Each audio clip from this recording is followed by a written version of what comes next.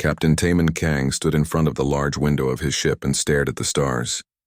Behind him, his crew worked quietly at their stations.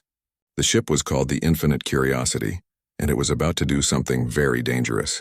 They were going to enter human space. For over 300 years, every star chart in the galaxy had shown the same warning near the human territories. A bright red symbol marked their borders. The words were simple and clear: do not enter. The Galactic Council had made it a law. No ship was allowed to cross into human space. The official reason was quarantine. Some old disease protocol that nobody really believed anymore. But everyone knew the real reason. Ships that went into human space never came back. Not one. Over 800 ships had crossed that boundary in 3 centuries. None had ever sent another message. Taman was not a young captain anymore. His dark hair had started to turn gray at the sides. He had led 7 first contact missions with new alien species. He had seen things that would terrify most people. But this mission scared him in a different way. 20 years ago, his teacher, Professor Yoonji Lim, had taken a small ship toward human space. She was the smartest person Taman had ever known. She wanted to understand why humans were so different. Why did the galaxy fear them so much? She promised she would return with answers. She never came back. Behind Taman, Dr. Hyejin Bai was checking her instruments for the 10th time that hour. She was brilliant but restless. Her fingers moved quickly over the controls as she analyzed data about human space. She had studied every piece of information available about humans. There was not much. Humans had joined the Galactic Union 127 years ago. They came from a small cluster of star systems near the edge of the galaxy. At first, everything seemed normal. The humans were friendly. They smiled and spoke politely. They seemed excited to meet other species, but something was wrong. Other species felt uncomfortable around humans. Not because humans were rude or violent. It was something else, something deeper, like standing near a vast ocean and feeling how deep it was beneath you. The other aliens could not explain it, but they all felt it. Within 10 years, humans had quietly withdrawn to their own space. They closed their borders. They stopped attending Galactic Council meetings. They simply disappeared behind that red line on the charts. And then ships started vanishing. At first, they were military scouts, species that wanted to know what humans were doing. Those ships crossed the boundary and went silent. Then came trading vessels hoping to make contact for profit. They disappeared too. Scientists, explorers, even a few religious pilgrims seeking wisdom, all gone. The strange part was this. Only peaceful ships got close enough to send a few messages before vanishing. War fleets that approached with weapons ready simply disappeared the moment they crossed the line. No warning, no battle. Just gone. This fact gave Taman hope. If humans destroyed hostile ships instantly but let peaceful ones get deeper into their space, maybe they did not want violence. Maybe they were just protecting themselves. A few members of the Galactic Council agreed. Secretly, they had given Taman permission for this mission. If it failed, they would deny ever knowing about it. If it succeeded, maybe the galaxy could finally understand humans. Pilot Daehyun Choi sat at the controls, his fingers dancing over the interface. He was young and confident, maybe too confident. His brain had special implants that made him faster and sharper than normal pilots. He had volunteered for this mission because no pilot had ever successfully navigated human space. He wanted to be the first engineer. Minho Park worked in the lower deck. He was part machine now, with metal limbs and computer eyes. His species had lost their homeworld to a disaster nobody could explain. He always wondered if humans had something to do with it. He did not trust them, but he needed answers. Ambassador Jiwon Nam sat in her cabin trying not to shake. She had been forced to join this mission. The council said they needed a diplomat, but she had seen classified files about humans. Files that made her blood run cold. She was supposed to make sure the crew did not provoke humanity. She was terrified of what might happen if they did. Taman turned away from the window. His crew looked at him, waiting. This was the moment. Once they crossed that red line, there was no guarantee they would ever return. Daehyun, Taman said quietly. Take us across the boundary. The young pilot grinned. His hands moved smoothly over the controls. The ship began to move forward. On the main screen, the red warning symbol grew larger. Hyejin watched her sensors carefully. All systems normal, she reported. Stealth field is active. If anything is watching us, they should not be able to see us clearly. The ship crossed the boundary. For a moment, nothing happened. Then everything started to feel wrong. The navigation system flickered. Numbers appeared on the screen that made no sense. Stars that should not exist in those positions. Distances that were impossible. Heejin frowned at her instruments. "Captain," she said slowly, "I'm detecting quantum signatures. Very unusual ones. It is like we are being watched by technology that should not exist." Taemin felt his skin prickle. "Can you tell where it is coming from?" "Everywhere," Heejin whispered. "It is all around us." They traveled deeper into human space for 3 days. The strange feelings got stronger. Time seemed to move differently. Sometimes an hour would pass in what felt like minutes. Other times a minute would stretch forever. On the 3rd day, Daehyun spotted something on the sensors. "Captain, there is a ship ahead." "It is not moving." They approached carefully. The ship was old, very old. Taemin recognized the design. It was a merchant vessel from the Valter species. He checked the records. The ship was called the Merchant's Dream. It had disappeared 200 years ago. "We need to board it," Taemin said. Jiwon stood up quickly. "That is a terrible idea. We should keep moving." But Taemin had already made his decision. They docked with the old ship and went inside. Emergency lights still worked, casting red shadows everywhere. The air was stale but breathable. They found the crew in the main cabin. They were dead, but their bodies had been preserved perfectly by the cold of space. There were no signs of violence, no injuries. They looked peaceful, almost like they were sleeping. But their faces showed something strange. Some looked terrified. Others looked amazed, like they had seen something wonderful. Hyejin found the ship's computer system. It was still working. She accessed the final log entries. The captain's voice came through the speakers, shaking with emotion. "Day 17 in human space. We found them. The humans, they showed us something. I cannot describe it. I do not have the words. They showed us what is possible. What we could become. What the universe really is." The voice paused. Then, "We do not want to leave, but they say we cannot stay. They say we are not ready. God help us, they are right. No one is ready for this." The log ended. The crew of the Infinite Curiosity stood in silence. Then Minho noticed something. Data files stored in the ship's computers. Research notes. Theories about human consciousness and how it worked differently from all other known species. According to the notes, humans might exist slightly outside of normal spacetime. Their minds worked in ways that affected reality itself. Before anyone could say anything, all their communicators activated at once. A voice spoke in perfect galactic standard. It was calm and gentle, but somehow it made everyone's hearts beat faster. "Turn back. This is your final warning. We do not wish to frighten you, but you will be frightened. We do not wish to change you, but you will be changed. We are humans. We are lonely, but you are not ready." Jiwon grabbed Taemin's arm. "We need to leave now, please." But Hyejin was already tracing the transmission. Her eyes went wide. "Captain, I found where it came from. There is a moon orbiting a gas giant only 3 light hours away." Taemin looked at each member of his crew. He saw fear in their eyes, but he also saw curiosity. They had come this far. They could not turn back now. "Set course for that moon," he said. As they approached the gas giant, their sensors showed something impossible. There was a city floating in the planet's atmosphere. Not on a moon, not on a station. Actually floating in the crushing pressure of the gas giant's upper clouds. The city was huge and it seemed to be breathing, expanding and contracting like a living thing, and around it, orbiting peacefully, were hundreds of ships. Ships from dozens of different species. All the missing ships, all still there, all somehow still alive. The Infinite Curiosity received a docking invitation. The message appeared on their screen in perfect Valorian, Taemin's native language. It gave them specific coordinates and told them exactly where to go. Daehyun took the controls to guide the ship down toward the floating city. But after a few seconds, he realized something strange. His hands were on the controls, but he was not really controlling anything. Something else was guiding the ship.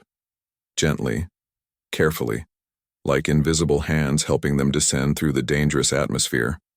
"Captain," Daehyun said nervously, "I am not flying the ship anymore." Taemin nodded. "Let it guide us. If they wanted to hurt us, we would already be dead." They descended through layers of thick clouds. Strange corridors of clear air appeared in front of them. then closed behind them after they passed. The city grew larger. Up close it was even more impossible. The buildings were made of something that looked like crystal and metal combined. They shifted and changed shape slowly like they were alive. A docking port opened in the side of a massive tower. The port had not been there a moment ago. It simply appeared, perfectly sized for their ship. They docked smoothly and the ship settled with a soft hum. The crew gathered at the airlock. Mino checked the atmosphere outside. His computer eyes scanned the readings. "This is strange," he said. "The atmosphere is changing. It is becoming breathable for all of us. Each of our species needs different air, but somehow this air works for everyone." They opened the airlock and stepped out onto a wide platform. The city spread out around them in all directions. Beings from hundreds of different species walked through the streets. Taman recognized some of them from historical records, species that were supposed to be extinct, crews from ships that had vanished decades ago, but something was wrong with them. They all looked peaceful, too peaceful. They walked around with calm smiles on their faces. Some were talking quietly to each other. Others sat in gardens looking content. Nobody seemed worried or scared. Nobody seemed like a prisoner. That was what made it so unsettling. A group of humans approached.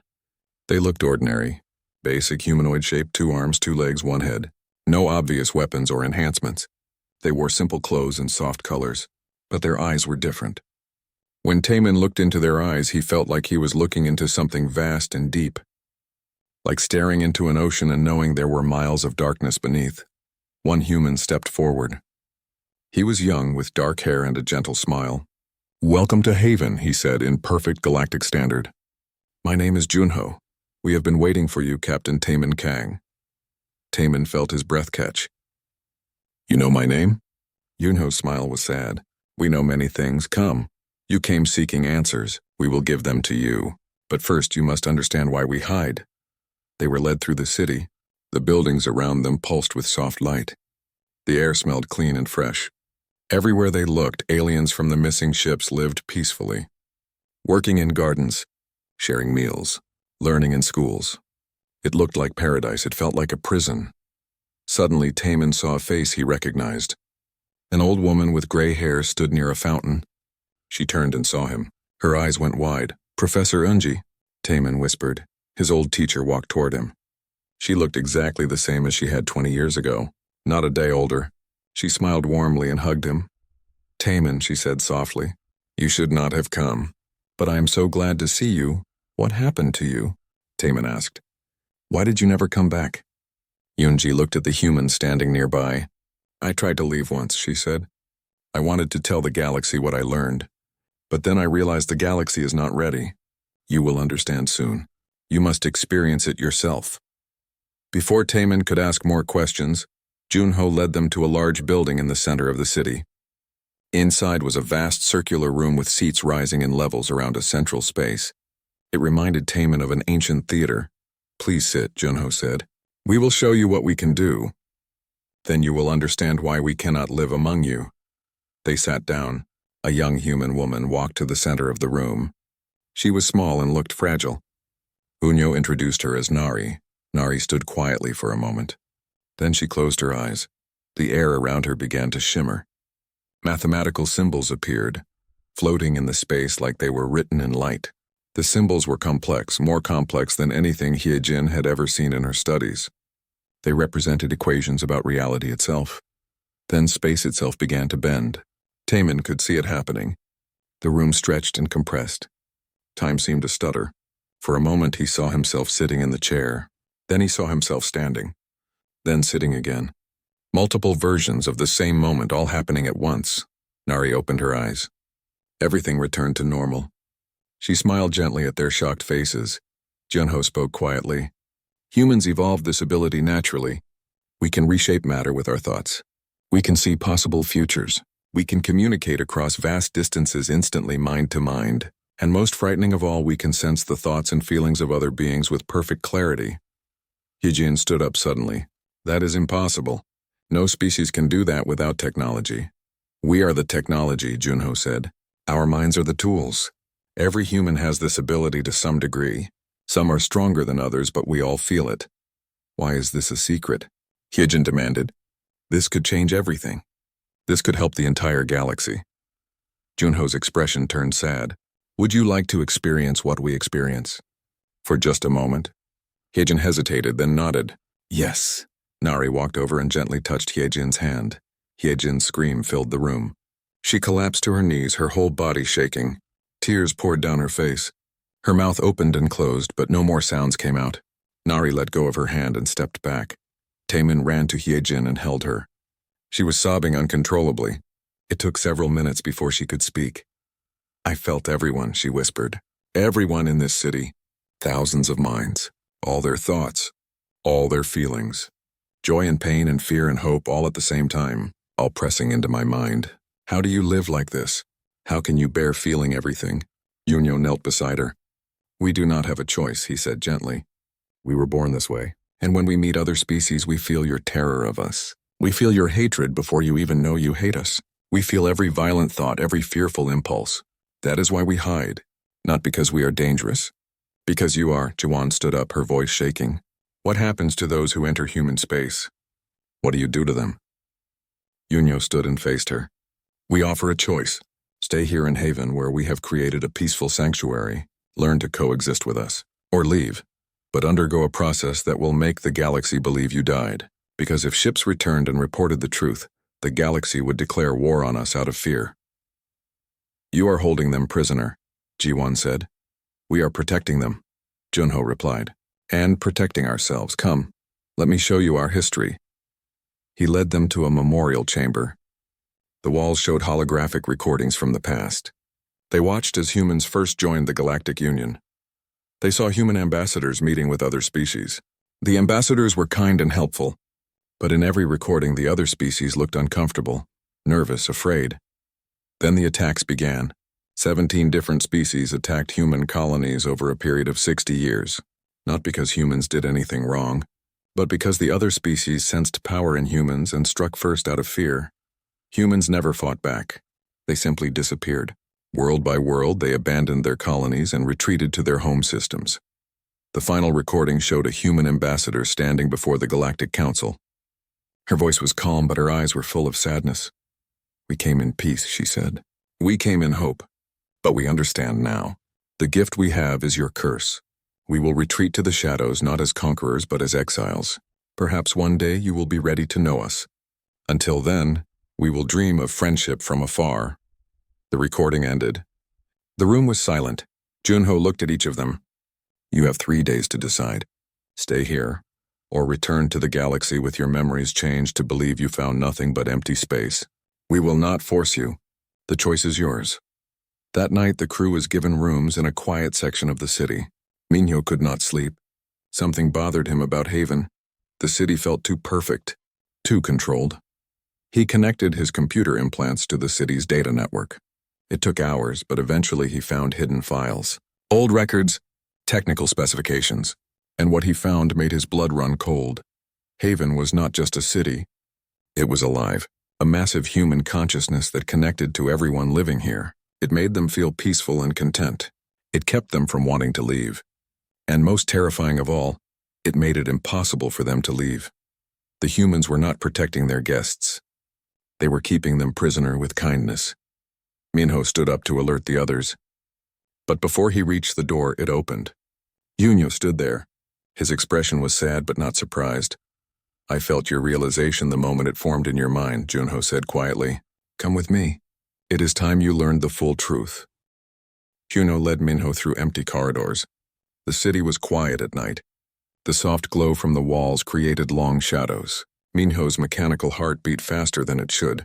He knew the humans could probably feel his fear, but he could not help it. They reached a section of Haven that Minho had not seen before. A heavy door opened, revealing a long hallway lined with more doors. Behind quantum barriers, Minho could see rooms. And in those rooms were aliens. These aliens were not peaceful like the others in the city. They paced back and forth. Some sat in corners, rocking slowly. Others stared at the walls with empty eyes. Who are they? Minho asked. They came to human space with violence in their hearts, Junho said quietly. Scouts, spies, would-be conquerors. They are alive. They are comfortable. But they are isolated. Not because we hurt them, because when we removed the peaceful influence of Haven's consciousness, they became consumed by terror and rage. Junho stopped at one window. Inside, an old military officer sat on the floor talking to himself. His words came out fast and panicked. "They are in my head," the officer babbled. "They know everything. Every thought. Every secret. They see it all. Kill me, please kill me. I cannot live with them knowing." Junho's face showed deep sadness. We stopped reading his thoughts 7 years ago. But the trauma of being truly known, of having every dark impulse exposed, broke him. This is what happens when beings encounter us without preparation. Minho felt sick. "So you keep everyone else in a pleasant dream to prevent this?" "We give them peace," Junho said. "We cannot stop sensing other minds. It is like asking you to stop hearing sounds. When we meet beings planning violence, we feel the intention before it becomes action. When we meet beings carrying trauma, we experience their pain as our own." He turned to look at Minho directly. "Do you know what it is like to feel someone planning to kill you? To feel their hatred burning in their mind while they smile at your face? That is what we experience every day in the wider galaxy. That is why we hide." The next morning, Junho gathered the entire crew and took them to another sealed section. Here, he showed them holographic recordings from 70 years ago, back when humans had tried to integrate with the galaxy. In the recordings, a human ambassador named Seoyun visited a Valorian colony. She was kind and helpful. She taught the colonists about Earth's culture. She shared meals with them. She seemed like the perfect diplomat. But within 3 weeks, the colonists began having strange experiences. They reported vivid dreams where they were Seoyun, experiencing her thoughts and feelings. Some said they could sense each other's emotions during the day. The colony's psychologists were overwhelmed with cases of people who suddenly could not keep secrets anymore. Every lie was exposed. Every hidden fear became visible. Marriages fell apart when partners could feel each other's true thoughts. Friendships crumbled when people sensed resentments that had been politely hidden for years. The colony descended into chaos. They requested emergency quarantine. Sohyun left voluntarily, heartbroken. Within months, the colonists recovered. But they had learned something terrifying. Humanity was contagious. Extended exposure to humans could awaken psychic abilities in other species. Abilities those species had no cultural framework to handle. Heejin watched the recordings with growing horror. As a scientist, she had wanted to study human abilities.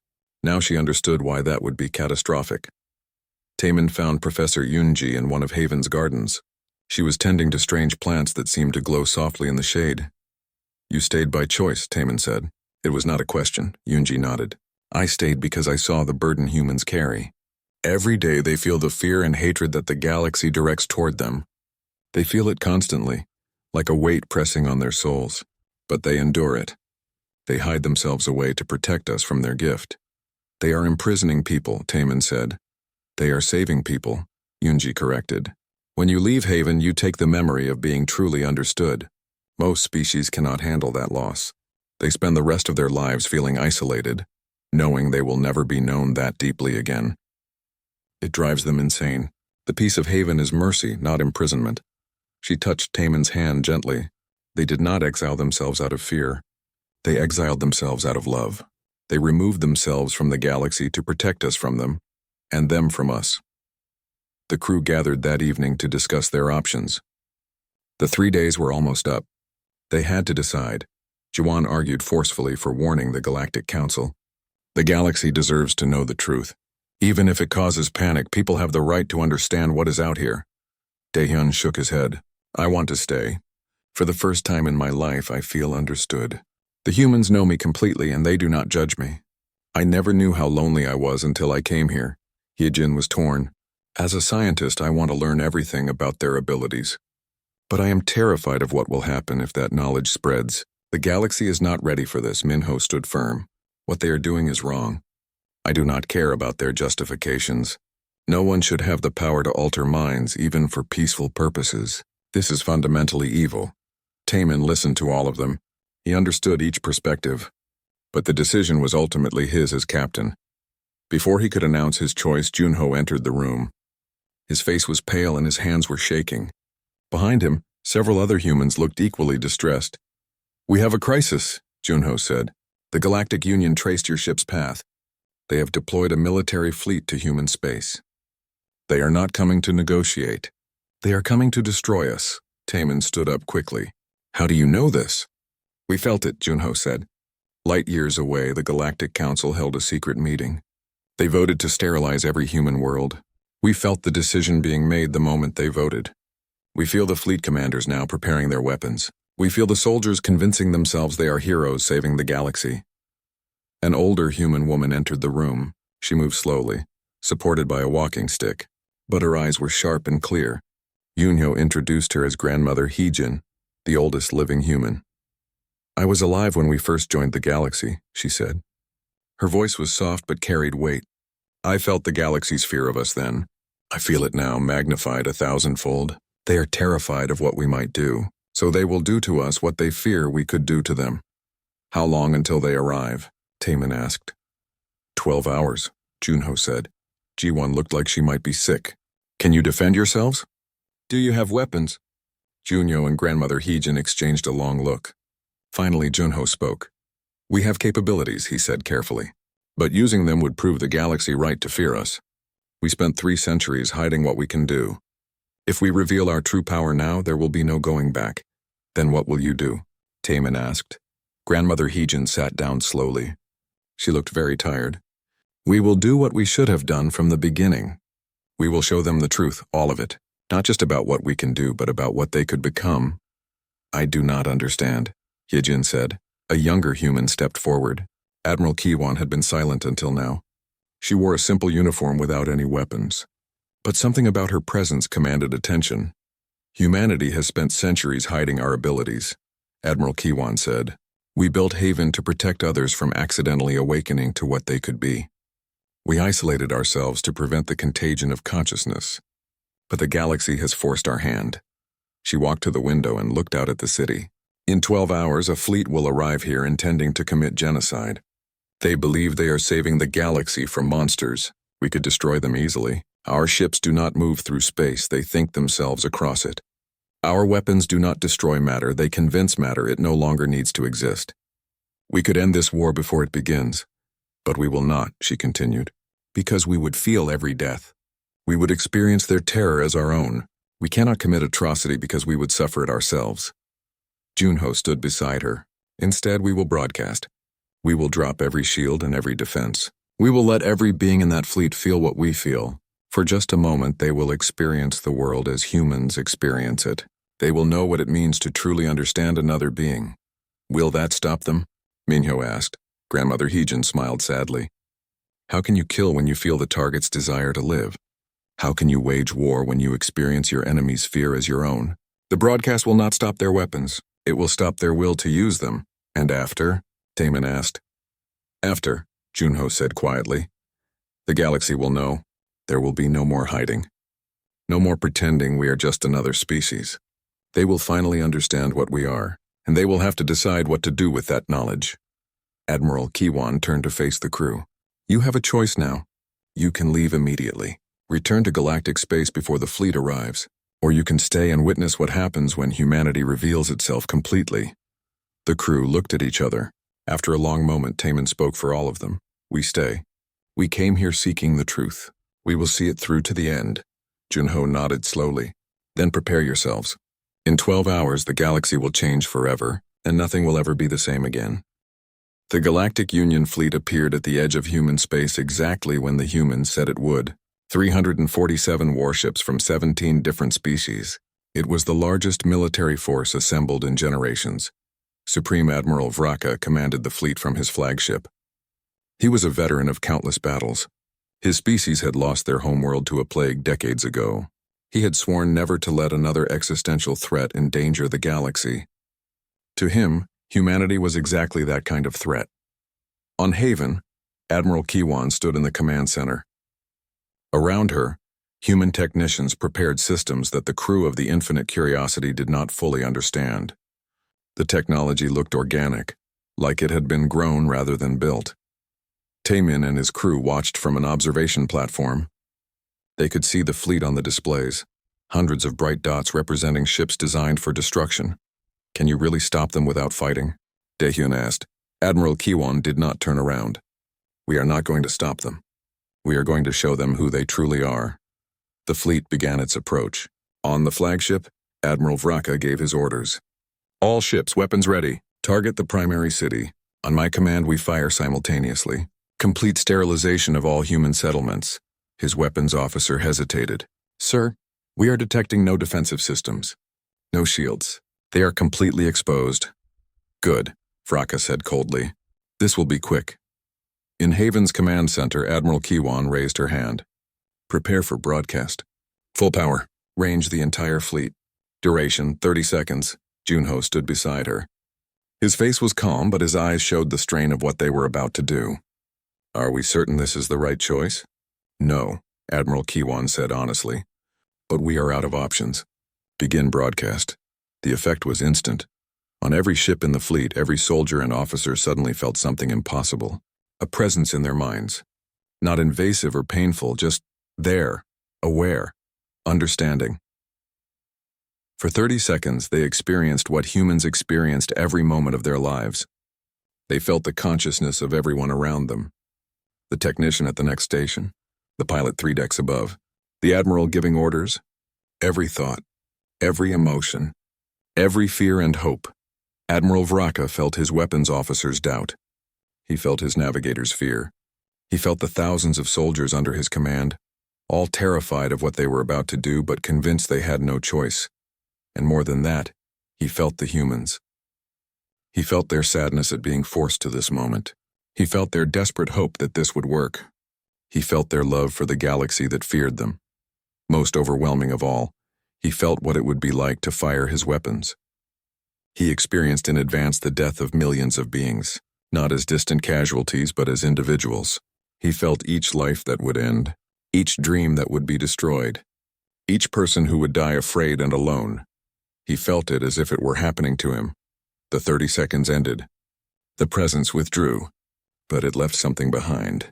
A ghost of that awareness, an echo of what they had experienced.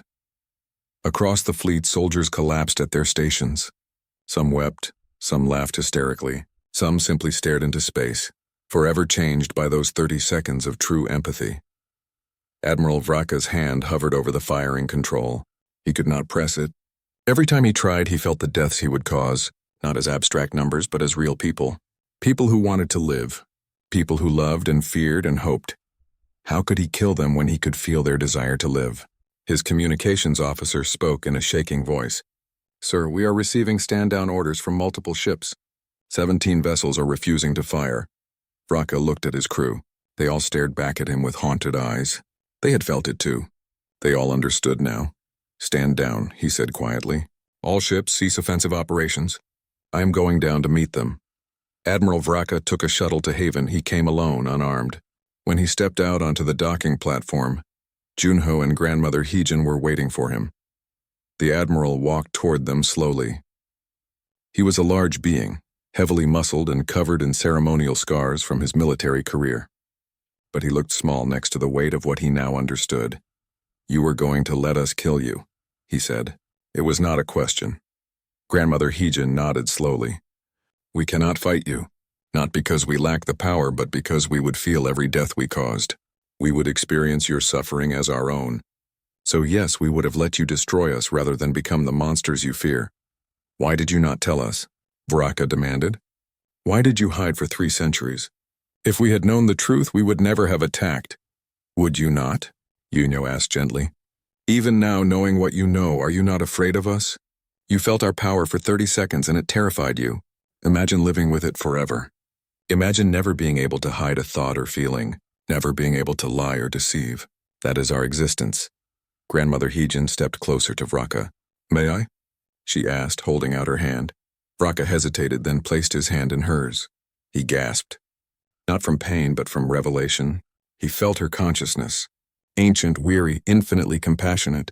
She had lived for over 300 years, feeling the galaxy's fear of her people every single day. She had carried the weight of being hated for a gift she never asked for. And beneath that, he felt her hope. Hope that one day the galaxy would understand. Hope that her people would not have to hide forever. Hope that different beings could learn to coexist despite their differences. She released his hand. Vraka stood there, tears running down his face. We are not your enemy, Grandmother Heejin said softly. We are your mirror. and we are just as frightened of what we see. While Admiral Vraka met with the humans, the Galactic Council received reports of the fleet's encounter.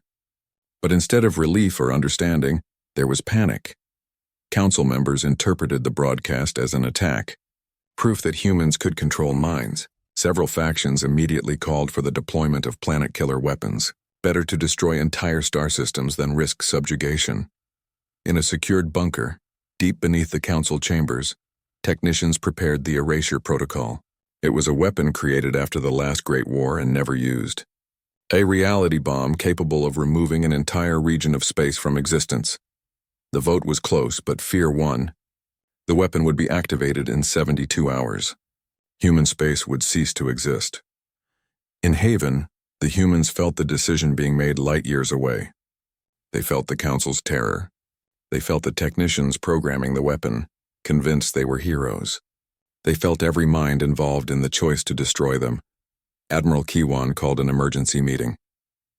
The command center filled with humans from across their civilization. Representatives from every colony. Teachers, engineers, parents, children. All of them feeling the galaxy's final judgment. They are going to erase us, Admiral Kiwan said. 72 hours. We could stop them. We have the capability, but doing so would require us to use our power in ways that would terrify the galaxy even more. We could flee, someone suggested. Take our ships and leave this galaxy entirely. Find a new home far away. We could hide again, another said. Phase our space out of normal reality. Become truly invisible, Junho stood up. Or we could do what we should have done from the beginning. Show them everything. Not just our power, but our vulnerability. Not just what we can do, but what we hope to become. You want to broadcast again? Admiral Kiwan asked. No, Junho said. I want to broadcast to everyone. The entire galaxy. Every being. For 60 seconds, let them all feel what we feel.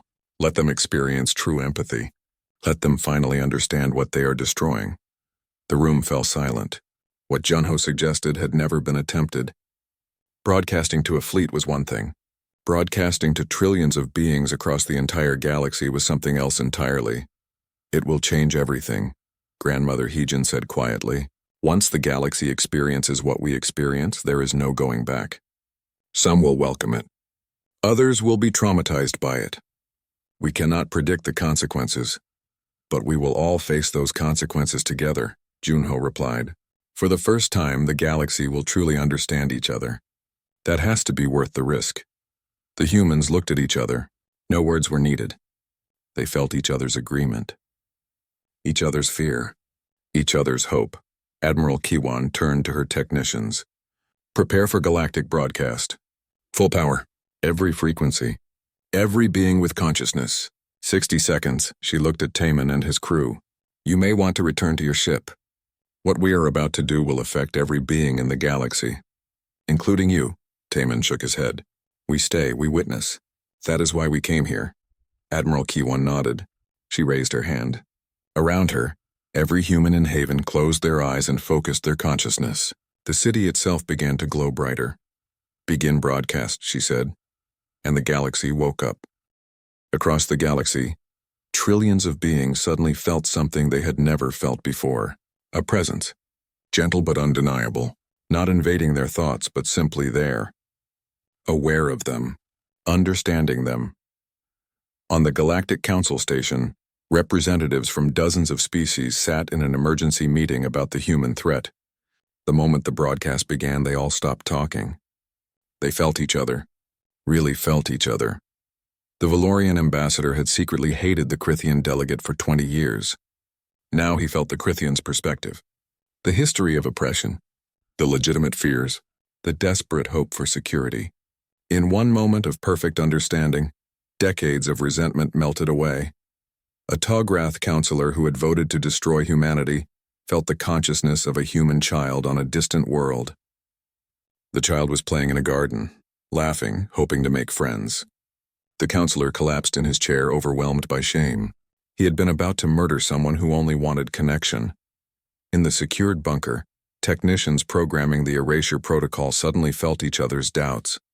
More than that, they felt the humans they were about to erase, not as distant threats, but as people. Beings who loved and feared and hoped, just like them.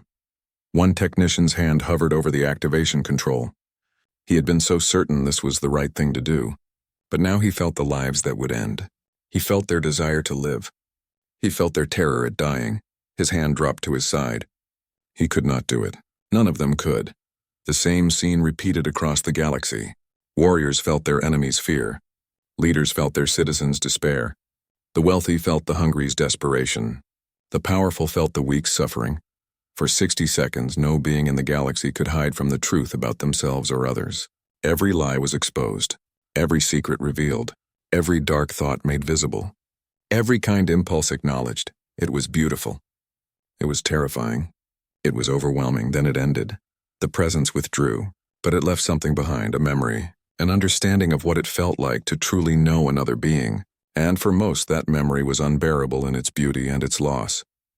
The effects spread like waves through galactic civilization. Some species experienced collective breakdown. Entire cultures whose foundations rested on hierarchy, deception, or violence suddenly could not function. Their people had tasted true empathy and could not return to the old ways. But others experienced awakening. Artists created works of profound beauty, finally understanding their audience's hearts. Scientists made breakthroughs by experiencing the perspective of the phenomena they studied. Enemies laid down their weapons, unable to sustain hatred after experiencing their opponents as real people. On the council station, the emergency meeting dissolved into weeping. Every representative had felt the perspective of every other. They understood now. They understood why humans isolated themselves. They understood the burden of knowing. They understood what it meant to feel everything. The erasure protocol was deactivated, not through debate or vote, but because everyone involved simply could not bring themselves to use it. They had shared consciousness with the humans they were meant to destroy. How could you kill someone whose heart you had felt beating? Captain Taman returned to galactic space with his crew.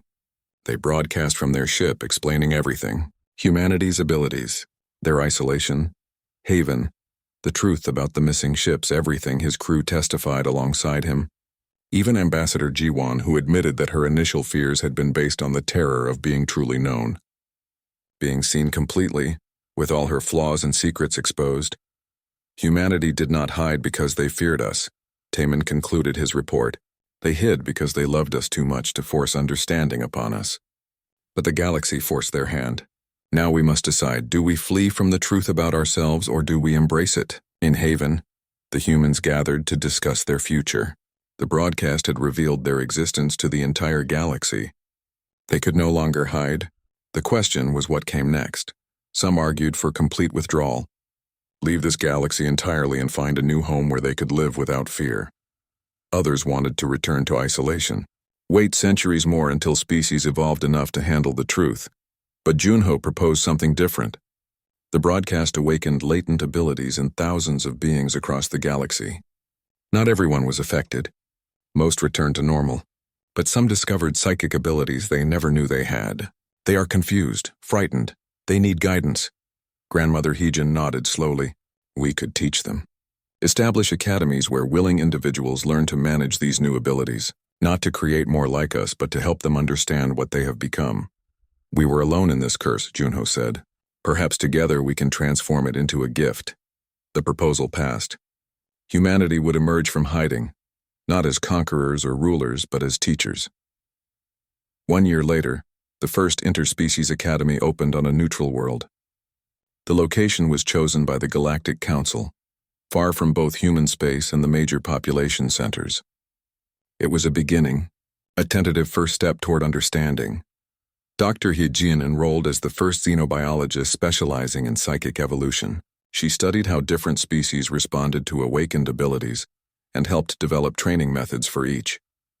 Pilot Daehyun became a liaison between humans and newly awakened psychics. His natural empathy, enhanced by the broadcast, made him perfect for helping others adjust to their new awareness. Engineer Minho designed technology to help those who could not handle empathic awareness. Shields and dampeners for beings who found the constant flow of emotions overwhelming. Captain Taman accepted the position of Academy Director. On opening day, students from 40 different species gathered in the main hall. They were nervous, excited, afraid. All of them had felt something during the broadcast that they could not forget. Taman stood at the podium and looked at their faces. He took a deep breath and began. You are here because you felt something during the broadcast, something you cannot forget. You briefly knew what it meant to truly understand another being. This is not a power, it is a responsibility. Humanity will guide you not as masters, but as fellow travelers on a journey we did not choose but must now walk together. The galaxy transformed slowly over the following decades. Wars became rare, not because of forced peace but because leaders trained in empathic awareness literally could not sustain the cruelty required for conquest. When you felt your enemy's fear as your own, how could you order an attack? Crime rates dropped, mental health improved. People learned to sense when others needed help and offered it without being asked. But it was not paradise. Some species rejected the changes entirely. They isolated themselves in shielded sectors of space, determined to preserve their old ways. Others struggled with the loss of privacy, creating cultures around dampening fields and psychic barriers. The galaxy remained diverse in its response. And that was okay. Understanding did not require uniformity. 50 years after the broadcast, humanity remained the teachers and guides. They were no longer feared, but they were still set apart. They had been born with the gift. Others had received it as a choice. That difference mattered. Earth opened to visitors for the first time in 3 centuries. At the site of humanity's first contact with the galaxy, a monument was built. The inscription read simple words. We hid not because we were weak, but because we cared. We emerged not because we were ready, but because you needed us. Now we walk forward together, learning what it means to be known. Captain Taman visited the monument on the anniversary of first contact.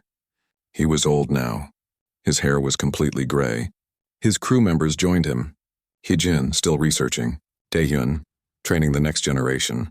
Minho, building sanctuaries for those who needed protection from empathic awareness. Junho approached. He looked the same as he had 50 years ago. Humans age slowly when their consciousness was distributed across so many connections. He placed a hand on Taman's shoulder. The old captain felt it. Gratitude, sorrow, hope, and the eternal loneliness that came from being the first to know. Thank you, Junho said quietly, for seeing us. For truly seeing us, Taman smiled. Thank you for showing us the courage it takes to be vulnerable. That is the real gift you gave the galaxy. Not power, but the strength to be known. As the sun set on Earth, its golden light spread across the monument. Across the galaxy, beings continued their slow evolution toward understanding. The journey was difficult. The path was uncertain. But they walked it together. The galactic charts had changed. The red warning symbol was gone from human space. In its place was a new symbol. Not a warning, but an invitation. A small icon representing an open hand. Welcome, it said. Come and learn what it means to truly understand. Professor Yunji stood near the monument watching the sunset. She had stayed in Haven for decades but recently moved back to Earth to help welcome visitors. A young alien student approached her nervously. Professor, the student asked, is it true that humans can feel everything? All the time? Yunji smiled gently. Yes, we feel joy and pain, love and hatred, hope and despair. We feel it all from everyone around us. It is overwhelming. It is exhausting. It is the most profound gift and curse we have ever known. How do you bear it? The student whispered. We bear it, Yunji said. Because we know we are not alone.